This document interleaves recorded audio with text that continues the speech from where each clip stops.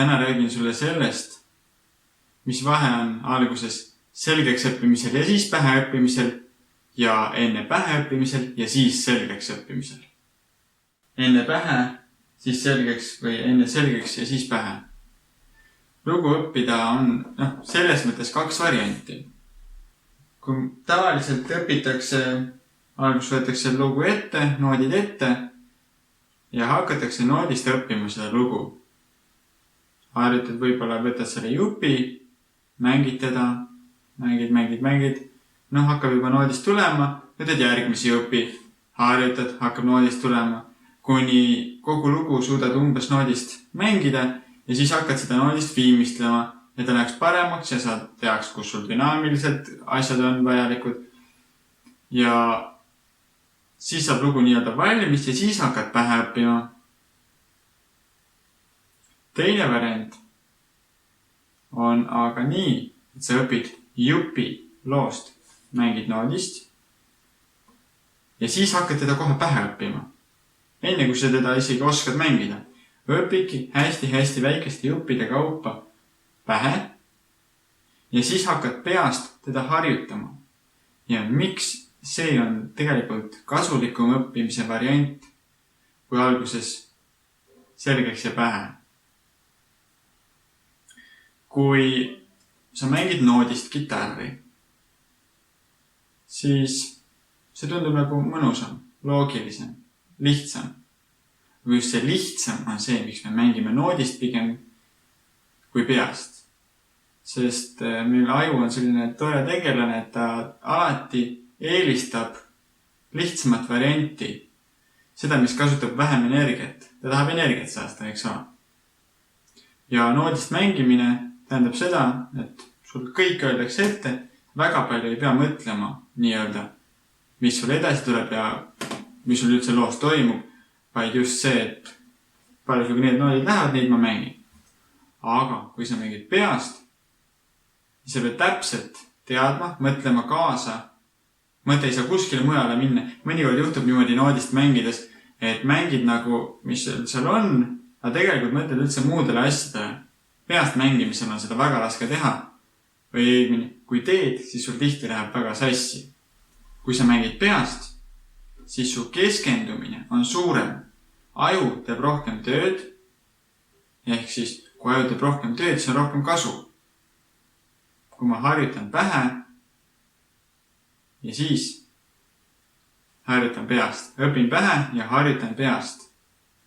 Seda juttu ma niisama laest ei võta. Põhiline allikas on selleks Daniel Coelho raamat The Little Book of Talent ja teine tema raamat The Talent Code.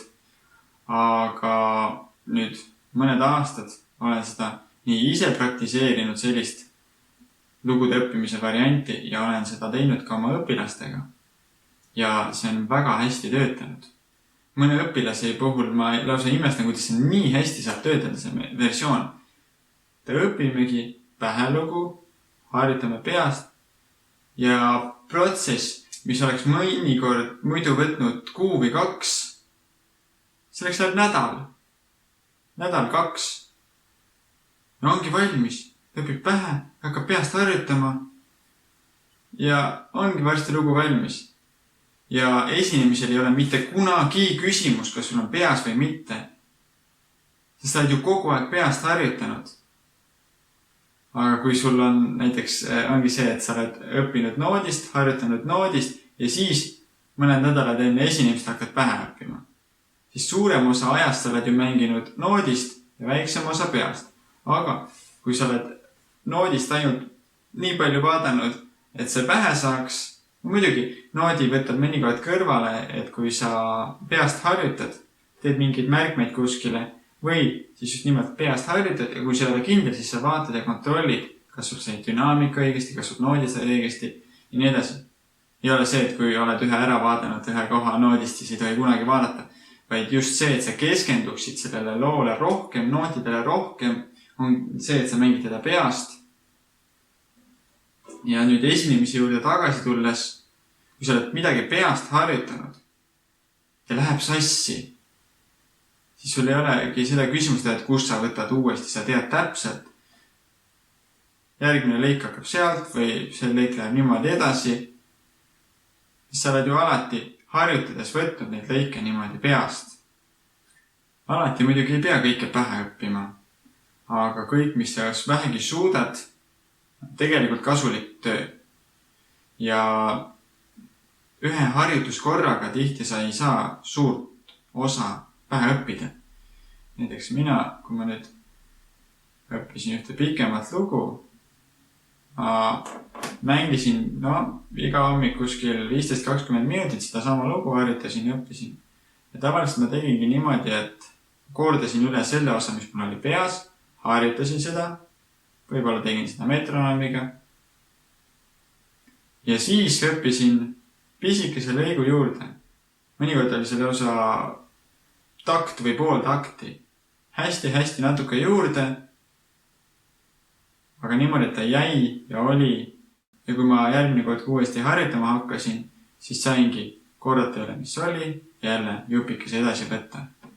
Ja niimoodi kõik, mis nii-öelda selja taha jäi, see oli korras, kena, ainult ülekordamise vajab. Ja sellise õppimismeetodiga on nii, et kui sa jõuad loo lõppu ükskord, siis ongi lugu selge.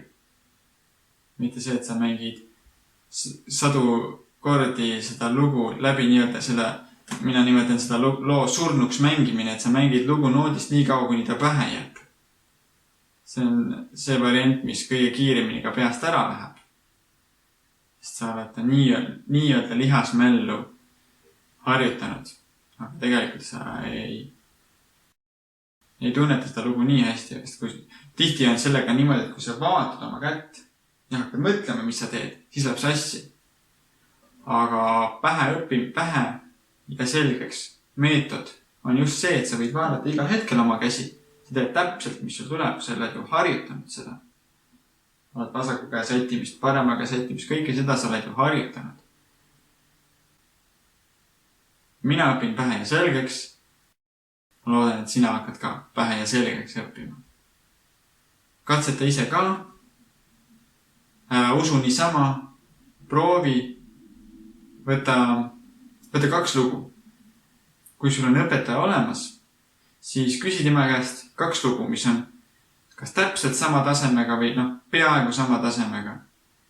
Ja harjuta õpi ühtemoodi, teistmoodi. Kui sul on erineva raskusega, siis võta see, mis on raskem. Seal kasuta seda pähe ja selgeks meetodit. Ja see teine lugu õpid alguses noodist selgeks ja siis pähe. Ja vaata, kumb lugu enne valmis saab. Aga proovi niimoodi, et mõlemale panen täpselt sama aja harjutamist iga päev. Iga kord, kui sa harjutad. Ja kui sul see eksperiment valmis saab, siis kirjuta siia alla kommentaariumisse, kuidas sul läks, kumb enne valmis sai. Loodan, et sulle video meeldis, loodan, et said targemaks. Jaga seda kindlasti sõbraga. Head harjutamist ja näeme järgmine kord.